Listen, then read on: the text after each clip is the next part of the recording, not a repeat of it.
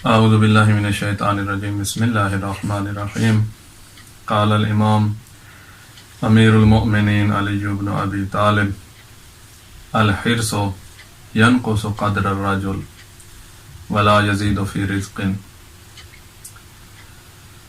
ایک بار پھر امتحان ہے، ایمان کا امتحان ہے۔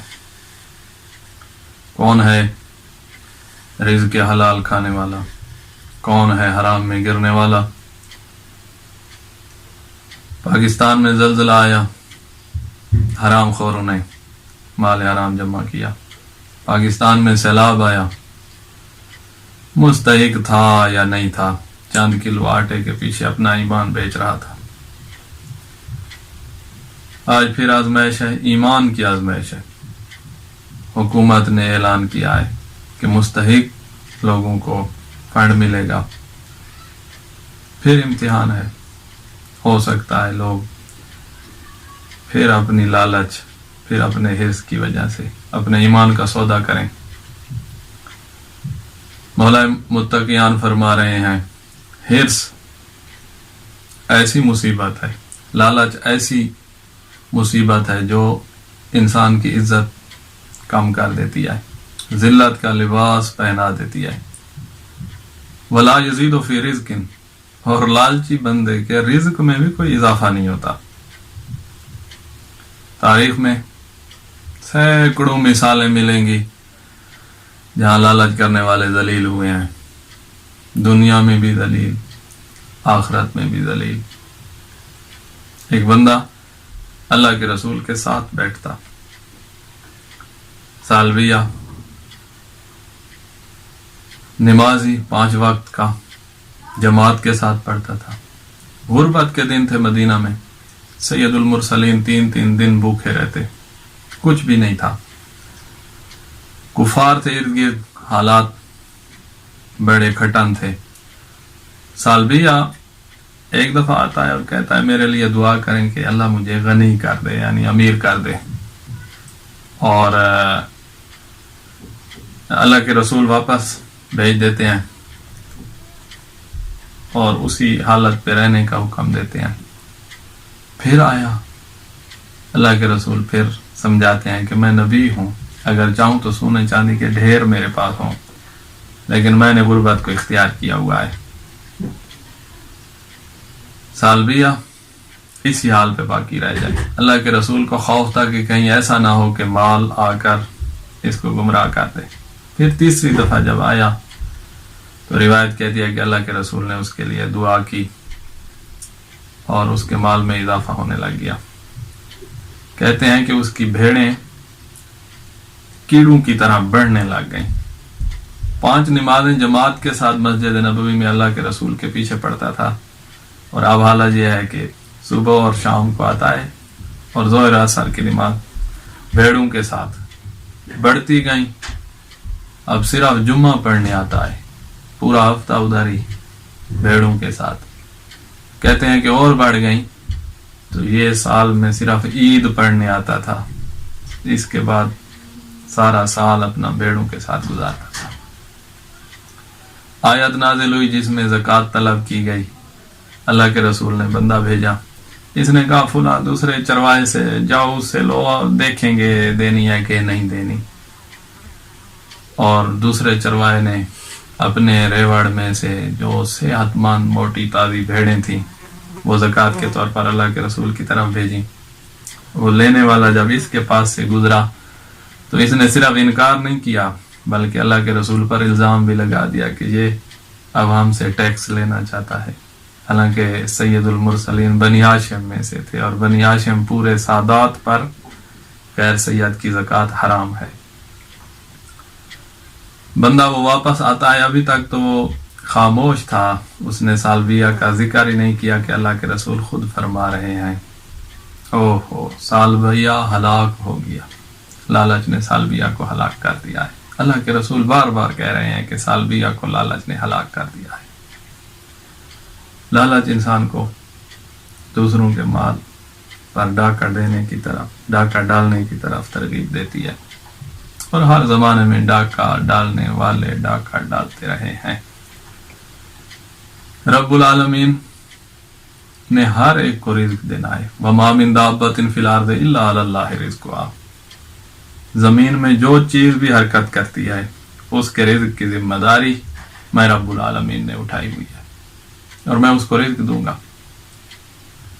रब्बुल आलमीन ने दुनिया में रिज़्क बखेर के रख दिया है। अब हमने चुनना है अपने लिए हलाल चुने, हमारी मर्जी, हराम कोई चुन ले, उसकी मर्जी। एक बंदा मस्जिद के दरवाजे पे मौजूद है, अमीरुल मोमिनीन ने उसे अपना घोड़ा या खच्चर जो सवारी थी वो दी और खुद नमाज पढ़ने गए। मौला जब वापस आ रहे थे, मौला ने अपनी जेब में हाथ डाला और 2 दिरहम या 2 दीनार निकाले ताकि उस बंदे को दूं, मेरी सवारी पकड़े हुए है। जब मौला आए तो देखते क्या है कि वो बंदा घोड़े की या खच्चर की लगाम जो थी वो चुरा कर भाग गया था।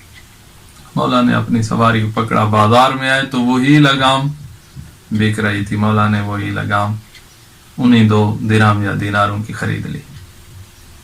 अगर थोड़ा सब्र करता तो वही बंदा 2 दीनार हलाल के लेकर जा रहा होता, लेकिन उसने लालच की तो अपने लिए हराम लेकर अपने घर रवाना। और हराम सिर्फ उसी पर असर नहीं करता, उसकी आगे वाली नस्लों पर भी असर करता है। अल्लाह के रसूल फरमाते हैं, इज़ा दखलत लुकमत हरामिन फी जौफ़ अब्दिन, जब एक लुकमा हराम का किसी के अंदर दाखिल होता है, लाअनहु कुल्लु मलकिन फिस समावाति वल अर्द, आसमान में जितने मलाइका मौजूद हैं या जमीन में जितने मलाइका मौजूद हैं सब उस पर लानत करना शुरू कर देते हैं। वमा दामत लुकमत फी जौफ़िही, और जब तक वो लुकमा उसके अंदर रहेगा, ला यंजुरुल्लाहु इलैह, रब्बुल आलमीन की जात उस पर नजर रहमत नहीं करेगी। अल्लाह करे वो लुकमा जैसे दाखिल हुआ है फौरन निकल जाए। अगर खून का हिस्सा बन गया है, अगर गोश्त का हिस्सा बन गया है, अगर हड्डियों का हिस्सा बन गया है, तो जब तक वो बाकी है अल्लाह की रहमत से ये बंदा महरूम है। एक और मकाम पे फरमाते हैं, इन्ना लिल्लाहि मलकन, अल्लाह का एक फरिश्ता है, युनादी अला बैतुल मक़दस कुल्ल लैलतिन, हर रात वो आता है और बैतुल मुक़द्दस हमारा पहला किबला उस पर आकर परवाज करता है और एक निदा देता है, एक आवाज बुलंद करता है जो पूरी दुनिया में फैलती है उसकी आवाज, कि वो बंदा जिसके अंदर हराम दाखिल हुआ है, वो बंदा जिसने लुक़मा हराम खाया है, ला यक़बलुल्लाहु मिन्हु सरफन वला अदला, रब्बुल आलमीन ना उससे नाफला कबूल करता है और ना ही उसकी फरीज़ा नमाज कबूल करता है। ये ऐसे ही पढ़ रहा है। हराम इंसान को बर्बाद कर देता है। कितनी पस्ती है, बाज एटीएम मशीनों के साथ सैनिटाइजर रखे गए हैं और जो पैसे निकालने आ रहा है वो सैनिटाइजर भी चोरी करके अपनी जेब में ले जा रहा है। कितना कमा लेगा ये बंदा, कितना जमा कर लेगा ये बंदा, कितना अमीर हो जाएगा ये बंदा। तो हराम का माल इंसान की अपनी जिल्लत का सबब बनता है, पस्ती का सबब, और नस्लों में भी असर रह जाता है। और उसके मुकाबले में रिज़्क़ हलाल है।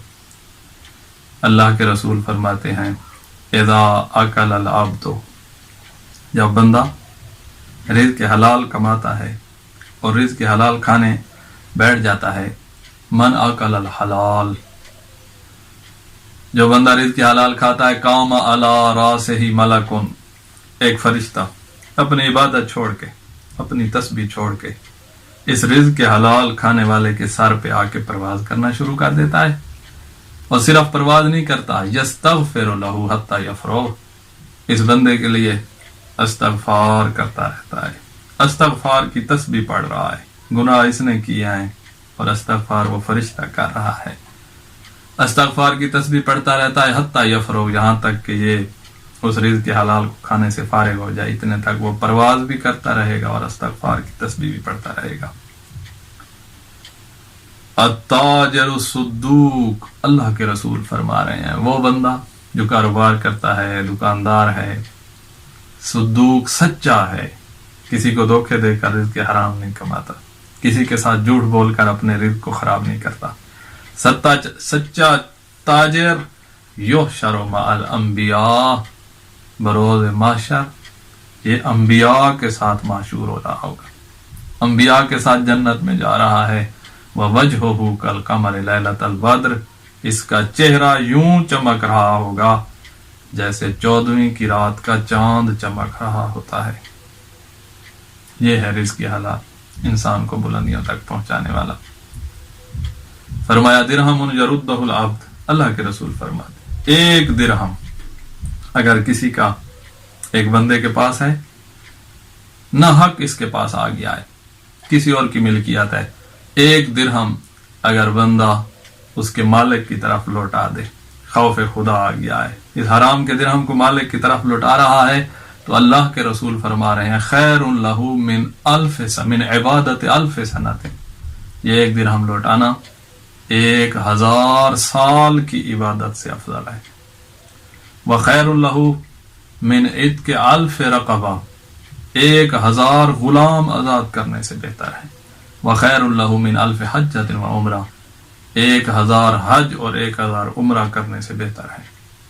اس نے اندر جانا تھا اور اندر جا کر انسان کی بربادی کرنی تھی اور آنے والی نسلوں تک اس کا اثر رہنا تھا۔ اس نے اپنے آپ کو بھی بچا لیا ہے، اپنی نسلوں کو بھی بچا لیا ہے۔ کون ہے جو اپنی اولاد کو زہر کھلاتا ہو؟ یہ حرام ایسی چیز ہے جیسے انسان اپنی اولاد کو زہر کرا، ان کا مستقبل برباد کر دیتا ہے، اور رزق حلال مستقبل بناتا ہے۔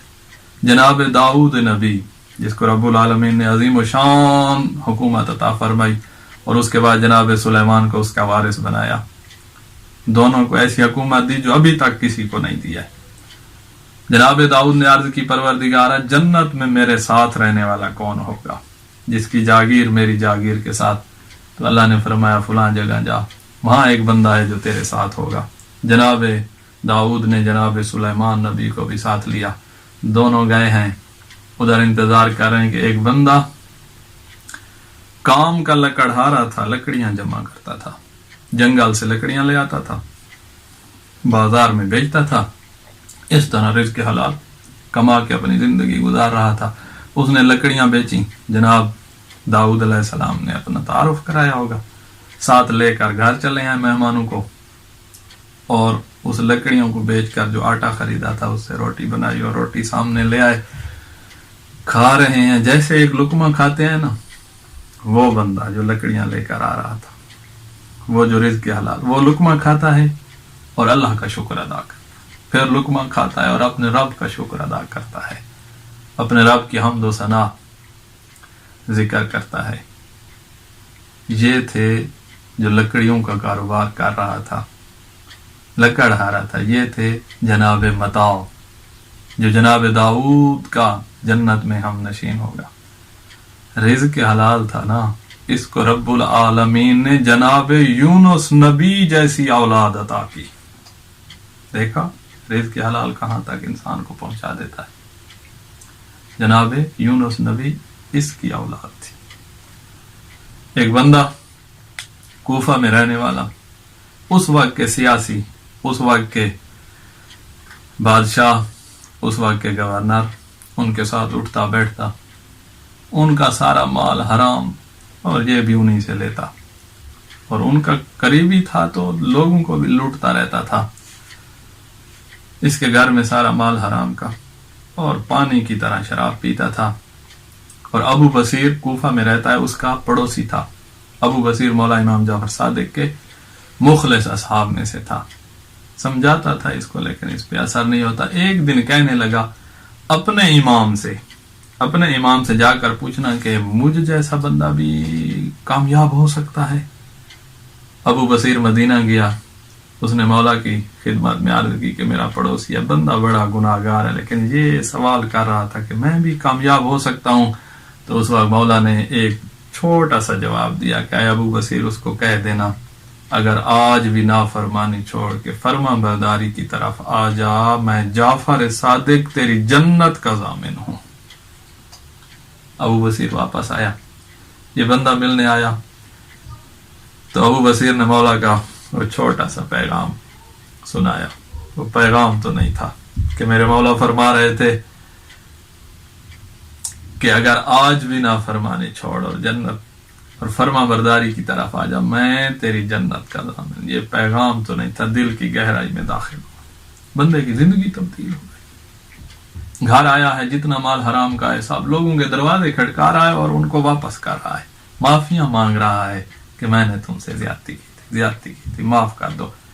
ابو بصیر اس کا دروازہ کھٹکاتا ہے تو اندر سے دروازہ بند کیے ہوئے ہے کہ اے ابو بصیر، میرے پاس جو سب کچھ حرام کا تھا میں نے واپس کیا، میرے پاس لباس بھی نہیں ہے اور کھانے کی غذا بھی نہیں ہے. ابو بصیر لباس لے آیا، غذا لے آیا. کچھ دن اس نے محمد والے محمد کی فرما برداری میں گزارے اور ایک دن بیمار تھا. ابو بصیر اس کے سرانے تھا، سکرات الموت لگے ہوئے تھے اور اسی حال میں بے ہوش ہوتا ہے اور ہوش میں آتا ہے، صرف ایک بات کہہ سکتا ہے، اس کے بعد دنیا سے چلا گیا.